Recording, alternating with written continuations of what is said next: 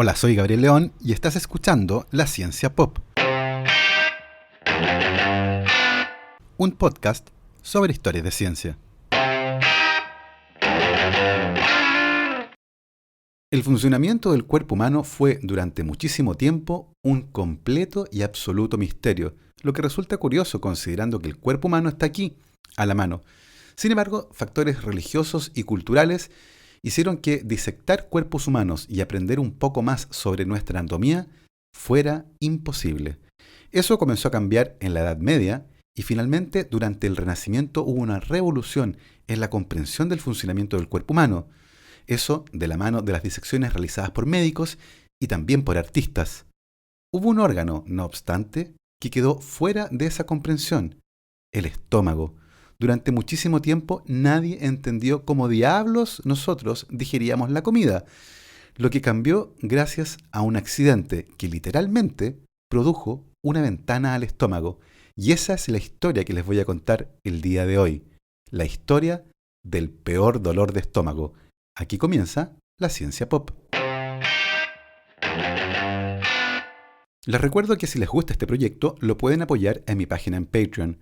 Para eso vayan a www.patreon.com/lacienciapop. Agradezco desde ya a todos quienes se han inscrito para apoyar este proyecto, particularmente a Sebastián Toledo. Muchísimas gracias a todos. Galeno de Pérgamo fue un famosísimo médico del siglo II, que es más conocido por su nombre artístico, Galeno.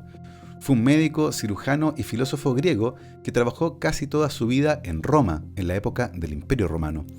Galeno fue un médico que se hizo muy famoso, ya que atendía a los gladiadores, y de ahí pasó a convertirse en el médico de la alta sociedad en la antigua Roma. Galeno fue tremendamente influyente e impactó en el desarrollo de varias disciplinas científicas, incluyendo la anatomía, fisiología, patología, farmacología y neurología. Las opiniones de Galeno dominaron e influyeron en la ciencia médica occidental durante más de 1000 años. Sus conocimientos de anatomía, sin embargo, derivaban principalmente de los estudios que había realizado en monos y cerdos. La razón para usar animales por aquella época para descubrir el funcionamiento del cuerpo humano se debía al hecho que las disecciones y vivisecciones en humanos estaban estrictamente prohibidas. De esa forma, solo nos podíamos aproximar a la comprensión del funcionamiento del cuerpo humano. Y entre esas, la digestión era una de las más misteriosas. En aquella época se pensaba que la comida era cocinada nuevamente con el calor del estómago y de ahí se iba al hígado, donde era convertida directamente en sangre. Si bien en distintas culturas la relación con la disección del cuerpo humano era diferente, la cultura que dominaba en Occidente era que el cuerpo humano era sagrado y por lo tanto no se debía tocar. Hubo barreras culturales y religiosas para la disección del cuerpo humano, pero lentamente se aceptó que la formación de los médicos y la comprensión del funcionamiento del cuerpo humano requería abrir uno. En la Edad Media, el auge de las disecciones del cuerpo humano llegó. Aumentó el conocimiento sobre anatomía humana y en 1315 Mondino de Luci realizó la primera disección de un cuerpo humano de la que se tiene un registro completo. En 1316, Mondino de Luci escribió Anatomia Corporis Humani, un texto que finalmente fue publicado en 1478 en Padua y que se convirtió en el texto más preciso sobre la materia durante 250 años. Sin embargo, el texto de Mondino de Luci tenía muchas suposiciones erradas sobre el funcionamiento del cuerpo humano. Tomaba de hecho varias ideas de Galeno y por el miedo a corregir a su maestro, sencillamente las dejó así. Sin embargo, el texto de Mondino de Luci era por lejos lo mejor que había en aquella época. El Renacimiento también contribuyó a nuestros conocimientos de anatomía, ya que los artistas también hacían disecciones de cuerpos humanos para entender la anatomía, y se cree que Miguel Ángel y Leonardo da Vinci practicaron disecciones humanas. En muchos de esos casos, la única forma de conseguir un cuerpo era robarse uno del cementerio. También era relativamente frecuente que los cadáveres de los condenados a muerte terminaran en una sala de clases. Tal fue el caso de James Halligan y Dominic Daly, que en 1806 terminaron sus días en la horca acusados de un homicidio en Northampton, Massachusetts. Tiempo después se descubrió que ambos eran inocentes, pero a esa altura sus cuerpos ya se habían convertido en material de clases. La mayor parte del tiempo no había un interés mayor que el de aprender, sencillamente abrir un cuerpo humano para ver qué había adentro, aunque a veces se hacían autopsias por razones muy interesantes. El 10 de julio de 1533 nacieron las hermanas Joana y Melchiore Ballestero en la isla de la Española, actual Santo Domingo. Lo curioso de este nacimiento es que las hermanas eran siamesas y estaban unidas por el tórax. La pregunta que en esa época se hicieron sus padres y el cura era si tenían una o dos almas. Eso era tremendamente importante para el bautizo. Las hermanas murieron el 18 de julio de 1533, solo 8 días después del parto, y al día siguiente se efectuó una autopsia, la primera autopsia que se realizó en América, la que determinó que las hermanas tenían cada una su propio corazón, y por lo tanto cada una tenía su propia alma. Esa fue la razón por la cual se hizo la autopsia, a pedido del padre, y se determinó, por lo tanto, en aquella época, que ambas tenían cada una su propia alma. Era una información muy relevante para el bautizo. Lo interesante entonces es que el 19 de julio de 1533 se realizó la primera autopsia hecha en América, y como ya les conté, se hizo para determinar cuántas almas habían en estas hermanas siamesas. Ahora, uno de los misterios más grandes en todo este recorrido de la anatomía humana tenía que ver con la digestión. Nadie entendía cómo diablos funcionaba este proceso mediante el cual uno comía y salían cosas y eso nutría el cuerpo. ¿Qué pasaba dentro del estómago? ¿Cómo diablos podemos ver qué ocurre ahí? Básicamente lo que se sabía en aquella época es que había una entrada y una salida, pero no mucho más. A las creencias tradicionales derivadas del trabajo de Galeno ya se había sumado muchísimo conocimiento sobre anatomía humana, pero nada que diera luces sobre aspectos más profundos de la digestión. Eso hasta que apareció Santorio Santorio. Sí, Santorio Santorio, 2 veces Santorio. Si empiezan a leer textos sobre la historia de la nutrición, verán que hay ciertas ilustraciones que se comienzan a repetir. Y hay una en particular que resulta muy intrigante. Se trata de una persona que está sentada frente a una mesa con mantel y comida. Pero la persona no está sentada sencillamente en una silla, está sentada en una especie de báscula gigante. La persona de la ilustración es un médico y fisiólogo italiano llamado Santorio Santorio, que nació en 1561 en Eslovenia y murió en 1636 en Venecia. Santorio Santorio pasó casi toda su vida en Italia y estudió medicina en Padua, convirtiéndose más tarde en profesor de la misma universidad, donde tuvo un colega que se llamaba Galileo Galilei. ¿Les suena? Era un ambiente tremendamente intelectual por aquella época, y Santorio Santorio estaba intrigado con la digestión, y había una pregunta que le carcomía el cerebro, de esas preguntas que hacen que piquen las neuronas. ¿Qué pasa con la comida una vez que la ingerimos? ¿A dónde va a parar? Y más importante, ¿es el peso de lo que comemos igual al peso de lo que excretamos? Para averiguarlo, Santorio Santorio construyó esta silla de pesar y pesaba absolutamente todo lo que entraba a su cuerpo y todo lo que salía de él. Y eso lo hizo durante 30 años. Pesaba la comida y pesaba los líquidos que ingería, pesaba sus heces y también la orina. Y eso lo hizo durante 30 años. No pasó 30 años seguidos en la báscula. Este experimento duró 30 años. Se sentaba en la báscula, pesaba la comida, pesaba lo que salía y empezaba a calcular cuál era la diferencia en peso entre lo que entraba a su cuerpo y lo que salía de su cuerpo. Y llegó a una conclusión. Lo que salía del cuerpo pesaba menos que lo que ingería. Ese descubrimiento, que a esta altura parece casi infantil, resultó fundamental. Aun cuando Santorio Santorio consideraba su propio peso, algo se perdía, y llegó a la conclusión de que existía algo que se llamaba transpiración insensible, y que el cuerpo humano perdía cerca de 1,4 kilos en peso de agua todos los días. Fue el primer intento serio y sistemático por determinar algunos parámetros fisiológicos que estaban relacionados con la digestión. El descubrimiento de Santore Santorio fue notable. Logró determinar que el agua que perdemos en la respiración y que finalmente botamos por la transpiración ocurre a través de un proceso del cual ni siquiera nos damos cuenta, la mayor parte a través de la piel y como un subproducto derivado del metabolismo. Claro que él nunca llegó a entender esa conclusión. Las bases que él tenía eran extremadamente precarias, pero su experimento fue fundamental para ir comprendiendo lo que ocurría dentro del estómago, al menos a nivel fisiológico.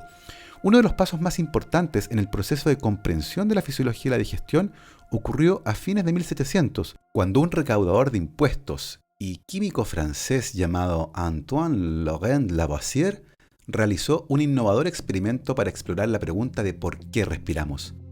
En ese momento, muchas personas creían que el punto de la respiración era enfriar el corazón y la sangre, pero Lavoisier se preguntó si la respiración podría ser parte de algún tipo de combustión que ocurre dentro del cuerpo. Lavoisier era un genio. Nació en 1743 y murió en 1794. Es considerado actualmente como el padre de la química. Y si hubiera vivido más tiempo, quizás cuántas cosas más nos hubiera entregado. Sus estudios sobre combustión derivaron en esta pregunta de si la digestión podría ser algún tipo de combustión. Y para investigar esta idea, trabajó con el astrónomo Pierre-Simon Laplace, y con él construyó el primer calorímetro de hielo del mundo, un dispositivo que podía medir la cantidad de calor producido cuando se quemaba algo. Y lo primero que pusieron dentro del calorímetro fue un conejillo de Indias. Ahora, no se asusten, no es que hayan quemado el conejillo de Indias para ver cuánto calor producía su combustión. Lo que querían saber era si el metabolismo del conejillo de Indias efectivamente producía calor que pudiesen medir y vincular con algo. El aparato funcionaba así. Primero metían a un conejillo de Indias en una jaula y esa jaula se metía dentro de un receptáculo que estaba lleno de hielo y midieron la cantidad de oxígeno que consumió el roedor y el calor y el dióxido de carbono que produjo durante un cierto periodo de tiempo. Luego quemaron una pieza de carbón en el interior del calorímetro y sabían que produciría la misma cantidad de dióxido de carbono que el conejillo de Indias. Su objetivo era ver si el calor producido por la combustión del carbón y la respiración del conejillo de Indias era el mismo. Nunca descubrí el destino de esos pobres conejillos de Indias, pero el experimento resultó en un avance científico extraordinario. La relación de calor a dióxido de carbono para el conejillo de Indias y su equivalente en trozo de carbono era esencialmente el mismo.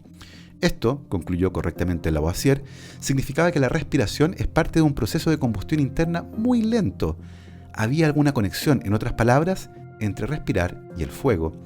Lavoisier llevó sus experimentos un paso más allá. Hizo que su asistente, Armand Séguin, se vistiera con un traje que estaba recubierto de goma y que estaba diseñado para evitar el escape de aire o de humedad. Lavoisier luego pegó un tubo a los labios de Séguin para entregar oxígeno puro para que respirara. ¿Cuál era su objetivo? Encontrar la correlación entre el oxígeno que Séguin inhalaba y el dióxido de carbono y agua, medido por el líquido atrapado al interior del traje de goma, que era producido. En otras palabras, lo que ahora llamaríamos su tasa metabólica basal. En noviembre de 1790, Séguin y Lavoisier concluyeron que la respiración es solo una combustión lenta, similar en todos los aspectos a lo que ocurre en una lámpara o una vela encendida. Y, desde ese punto de vista, los animales que respiran son cuerpos combustibles reales que se están quemando y consumiendo. ¿Quién sabe qué más podría haber descubierto Lavoisier? Pero desafortunadamente su vida dio un giro trágico. Al trabajar como recolector de impuestos pasó a ser blanco del reino del terror de la post-revolución francesa y el 8 de mayo de 1794 le cortaron la cabeza. El matemático Joseph-Louis Lagrange dijo: tomó un segundo cortarle la cabeza, pero necesitaremos cientos de años para producir una como la suya. A pesar de estos grandes avances en la comprensión de la fisiología y la digestión, esta seguía siendo un misterio, básicamente porque ocurría en un recipiente cerrado y no se podía ver qué estaba pasando ahí. Y el recipiente cerrado era un problema que de pronto pareció solucionarse. A la vuelta de esta pausa, les voy a contar cómo se solucionó. La Ciencia Pop cuenta con el auspicio de Micrae, la primera marca de dermocosmética chilena. Su crema facial anti-envejecimiento contiene el extracto único BioAlgae, creado en Chile en base a lo mejor de la microalga clorela. Su concentrado tiene propiedades que generan efectos nutritivos y directos sobre tu piel. Vayan a www.micrae.cl shop.micrae.cl y podrán comprar con un 15% de descuento si utilizan el código promocional CienciaPop, todo junto. Micrae, dermocosmética basada en ciencia. Alexis St. Martin era un comerciante de pieles franco-canadiense que se movía por el sur de Canadá y el norte de Estados Unidos. Y ahí estaba, en la isla de Mackinac, en lo que actualmente corresponde a Michigan, Estados Unidos, cuando la mañana del 6 de junio de 1822, a alguien se le escapó un disparo de mosquete. St. Martin cayó gravemente herido. Recibió el disparo a 1 metro de distancia, su ropa se quemó y parte de un pulmón quedó expuesto. También quedó expuesto su desayuno, ya que el disparo le rompió el estómago. También se le fracturaron varias costillas y quedó un gran agujero en su abdomen. Nadie creyó que sobreviviría, pero de todas formas fueron por el médico, William Beaumont, que trabajaba para el ejército de Estados Unidos en esa isla.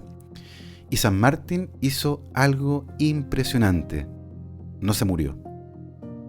William Beaumont, el médico que salvó a Alexis St. Martin, le permitió quedarse con él, ya que estaba gravemente herido y era muy probable que no pudiera volver a trabajar. Inicialmente, St. Martin intentó comer, pero todo lo que ingería se salía por el agujero que tenía en el estómago. Y para que no muriera por desnutrición, Beaumont alimentó a St. Martin dándole la comida por el ano. Finalmente, y contra todo pronóstico, Alexis St. Martin se recuperó, excepto por una cosa un poco curiosa. El agujero en su estómago se fusionó con el agujero en la piel y se generó una fístula, una conexión entre el estómago y el exterior. St. Martin no podía seguir trabajando y terminó dependiendo del médico, que lo dejó trabajando como su sirviente. Finalmente, la herida de St. Martin generó una especie de aleta y podía mantener la comida dentro del estómago, pero bastaba con empujar con un dedo para tener acceso directo a esta caja misteriosa que la mayor parte del tiempo estaba cerrada. Para William Beaumont no era una herida, era una oportunidad, y pensó que St. Martin sería un gran conejillo de indias para investigar el proceso de digestión. Ahí comenzó un experimento impresionante. Durante 10 años, William Beaumont introdujo todo tipo de alimentos por el orificio en el estómago de Alexis St. Martin y los retiraba después de un rato para estudiar cómo se digería la comida. En una ocasión introdujo diferentes tipos de alimentos amarrados con un hilo de seda y los retiraba de manera periódica para ver cómo iba la digestión. Este procedimiento causaba dolor y ansiedad en St. Martin, pero eso no impidió que Beaumont prosiguiera. El médico analizó los jugos gástricos y demostró que era ácido clorhídrico, el que además era producido por el propio estómago. Solo ese descubrimiento fue impresionante para su época. Sin embargo, durante una década, Beaumont realizó cerca de 200 experimentos con Alexis St. Martin, quien dependía económicamente del médico. St. Martin evidentemente no estaba para nada feliz, lo pasaba muy mal, los experimentos le producían dolor y molestias y no quería seguir en eso. En una ocasión, Beaumont introdujo 12 ostras en el estómago de St. Martin, además de esponjas y termómetros, para determinar algunos parámetros fisiológicos. St. Martin comenzó a beber y tenía problemas de ansiedad, qué curioso, ¿no? En cuanto pudo, Alexis St. Martin huyó a Canadá, y William Beaumont se enfureció con ese jovencito malagradecido. Durante 2 años lo buscó y finalmente dio con él. Lo encontró en Canadá, pobre y enfermo, y lo convenció de volver a su lado en Estados Unidos. Así, los experimentos continuaron. Finalmente, en 1838, William Beaumont publicó sus resultados en un libro titulado Experiments and Observations on the Gastric Juice and the Physiology of Digestion. Experimentos y observaciones en el jugo gástrico y la fisiología de la digestión. William Beaumont descubrió que la leche, por ejemplo, coagulaba rápidamente durante el proceso de digestión en el estómago, que este además tenía movimientos que ayudaban a la digestión y confirmó que el jugo gástrico estaba compuesto por ácido clorhídrico y que además era producido por el propio estómago. Todos estos descubrimientos resultaron notables para la época y evidentemente jamás se podrían haber realizado si no fuera por la colaboración de Alexis St. Martin. El 26 de junio de 1834, St. Martin huyó a Canadá por última vez. William Beaumont intentó muchísimas veces que volviera junto a él, pero finalmente el propio Beaumont murió en 1853. Contra todos los pronósticos, Alexis St. Martin vivió 78 años y murió finalmente en 1880 en Canadá. Su familia, temerosa de que los médicos quisieran seguir hurgueteando en su cuerpo, retrasó el funeral hasta que finalmente se empezó a descomponer, al punto que resultó imposible llevarlo a la iglesia para su funeral. Fue enterrado a una gran profundidad para evitar que los ladrones de tumbas sacaran su cuerpo para venderlo. Ya había tenido suficiente. Los experimentos de William Beaumont sobre el cuerpo de Alexis St. Martin fueron fundamentales para entender algunos de los misterios de la digestión, pero claramente pasaron por sobre el derecho de St. Martin de no participar, algo que hoy se garantiza en las leyes que protegen los derechos de quienes deciden voluntariamente involucrarse en estudios científicos. De esta forma, la contribución de Alexis St. Martin a la investigación científica tiene dos conclusiones importantes, las que permitieron entender mejor el proceso de la digestión y las que finalmente establecieron las leyes y derechos de los voluntarios que participan en investigaciones científicas. Y así finaliza el tercer capítulo de este podcast. Espero que lo hayan disfrutado y nos escuchamos la próxima semana.